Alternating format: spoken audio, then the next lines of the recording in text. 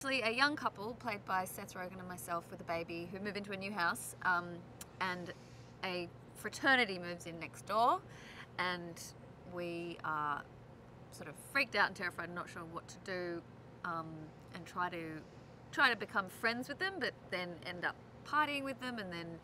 backfires, and it sort of all descends into this war, this neighbourly war. But you know, it's about growing up. It's about this couple who are essentially irresponsible and aren't, you know, truly stepping into their lives as adults yet, and still believe they can kind of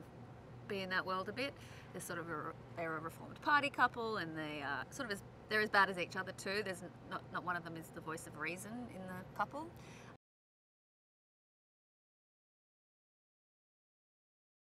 Zac Efron plays the head of this fraternity who's next door, and he's a great character. He's very villainous and very duplicitous and very kind of narcissistic, and he rules fraternity and kind of vows to ruin our life once we double cross him. Kind of thing.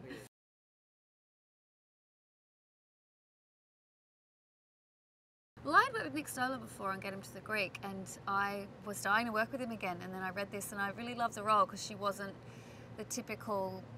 you know, often in comedies I think the female character can be a bit nagging and a bit like the spoiler of the fun, and in the contrary, she's the opposite to that, and Nick really wanted to go in that direction too with the character, so that was really exciting, and I loved the idea of doing this with Seth because I admire him, and I obviously think he's such a great actor and such a comedic voice and talent, and for me comedy's still very new. I've only done a few, so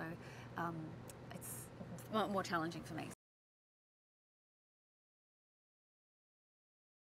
It's really fun. It's one of those jobs where I've been like excited to come to work every day because he's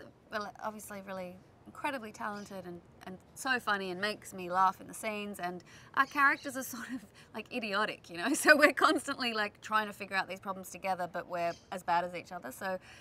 we make each other laugh a lot, I think, and that's a really fun that's a fun spirit to have on set,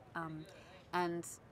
yeah, like because it's sort of so effortless for him, it's interesting to watch that as an actor and sort of see how he comes up with these ideas and making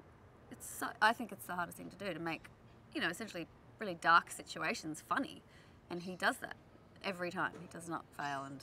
I just try to wave behind and make sure I'm hitting my mark.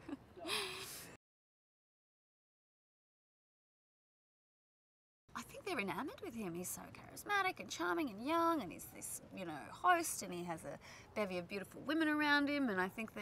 you know, he's like a cult leader. I think they're really drawn to him and, you know, intrigued, in particular Mac, and yeah, and he's so charming and sort of, you know, laconic and, you know,